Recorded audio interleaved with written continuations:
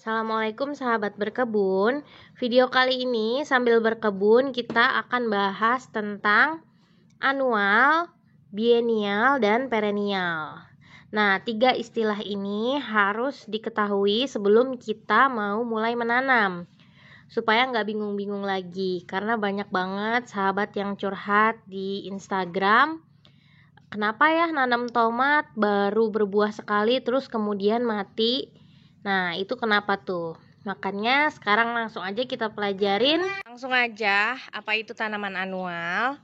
Tanaman anual adalah tanaman semusim atau tanaman yang siklus biologisnya dari mulai berkecambah terus berbunga sampai berbuah itu biasanya hanya dalam 1 tahun. Setelah udah selesai, dia akan mati dan memang seperti itu dari sananya. Sambil ngomong anak. Jadi tanaman anual itu memang siklus hidupnya sudah seperti itu. Itulah kenapa kalau tanaman anual kita harus nanam berulang kali. Nah, di sini saya akan kasih contoh tanaman apa aja yang tergolong ke anual. Nah, ini ada tomat, ada cabai, terus ini ada terong. Ini adalah salah satu contoh tanaman anual yang kalau udah setahun biasanya produktivitasnya itu menurun dan kita wajib nanam ulang karena pasti dia mati. Jadi nggak bisa terus-terusan hidup. Memang dari sananya sudah seperti itu. Dan rata-rata tanaman anual itu sayuran-sayuran berdaun, contohnya sawi, selada, kangkung, pokcoy, itu masuknya ke tanaman anual. Jangan galau-galau lagi kalau tanaman tomat di rumah setelah beberapa kali berbuah, terus tiba-tiba tanamannya selalu mati. Karena memang tomat termasuk ke dalam tanaman anual. Contohnya ya, tanaman tomat yang perlahan-lahan mulai mengering setelah 2 kali atau 3 kali berbuah. Setelah ini dia akan mati gitu. Nah, contoh lagi nih tanaman anual yang saya tanam ya. Ini ada terong. Terongnya itu baru berbunga. Nah, ini terongnya baru berbunga. Jadi dia masih baik tumbuhnya. Nanti begitu dia berbuah, setelah berbuah beberapa kali, dia juga otomatis akan mati dengan sendirinya. Gitu. Perennial adalah tanaman duimusim atau tanaman 2 tahunan. Jadi siklus biologisnya itu dari mulai dia kecambah, berbunga, lalu berbuah itu biasanya dalam 2 tahun. Setelah 2 tahun biasanya produktivitasnya akan menurun dan kemudian mati. Nah, contoh tanaman biennial yang saya tanam itu ada kale atau kale kalau orang Indonesia bilangnya. Kale ini masuknya ke tanaman biennial ya bun ya. Jadi biasanya kale nih kalau udah tinggi banget gitu ya, lama-kelamaan dia batangnya akan mengering terus mati. Memang siklus hidupnya seperti itu. Semua jenis kale ya bun. Dan contoh tanaman biennial lain itu ada peterseli, wortel, kemudian kembang kol, itu juga masuknya ke tanaman biennial. Jadi lumayan lama sih durasinya 2 tahun, jadi masih cukup worth it lah untuk tanam kale di rumah.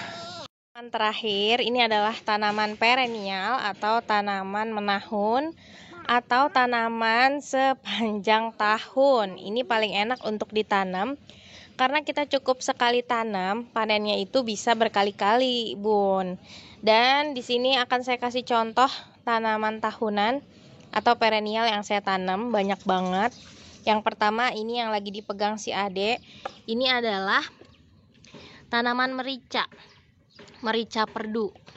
Nah, ini kita cukup sekali panen, dia sampai berpuluh-puluh tahun masih tetap bisa hidup tanpa harus kita tanam ulang. Tanaman bidara ini juga sepanjang tahun, dia pohonnya bisa sampai gede banget, bisa sampai berbuah, cukup sekali tanam panennya bisa sepanjang tahun. Kemudian ini singkong juga sama ya. Buah-buahan seperti jambu, terus buah tin, itu juga sepanjang tahun ya Bun. Cukup sekali tanam, panennya bisa seterusnya. Contoh buah-buahan lain ada mangga, terus rambutan, kelengkeng gitu. Skala iklan dulu ya. Apa Dek?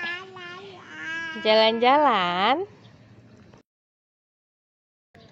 Kalau contoh tanaman sayur yang perennial, apa tuh? Banyak banget sebenarnya. Tanaman sayur yang sepanjang tahun ini ada sambung nyawa.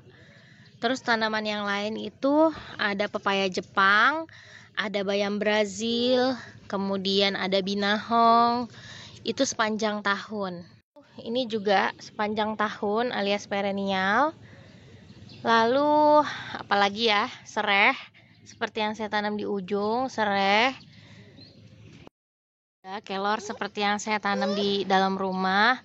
Terus kucai, latuk itu juga masuknya ke perennial ya Bunda. Torbangun, jinten juga masuknya ke perennial. Jadi perennial itu sangat cocok ditanam sama pemula karena nggak perlu ribet-ribet semai lagi. Banyak juga panennya ya. Kotor banget sih Dek sepedanya Dek. Sering mainan tanah ya Dek.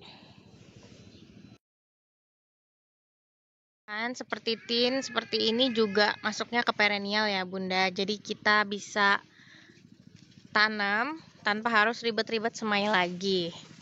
Semoga video kali ini bermanfaat. Dan mohon maaf kalau videonya kurang maksimal. Ini juga bikinnya sambil curi-curi waktu, sambil main sama anak-anak. Kalau ada kesalahan mohon dimaafkan. Semoga nggak bingung-bingung lagi ya. Happy gardening, semangat menanamnya. Wassalamualaikum.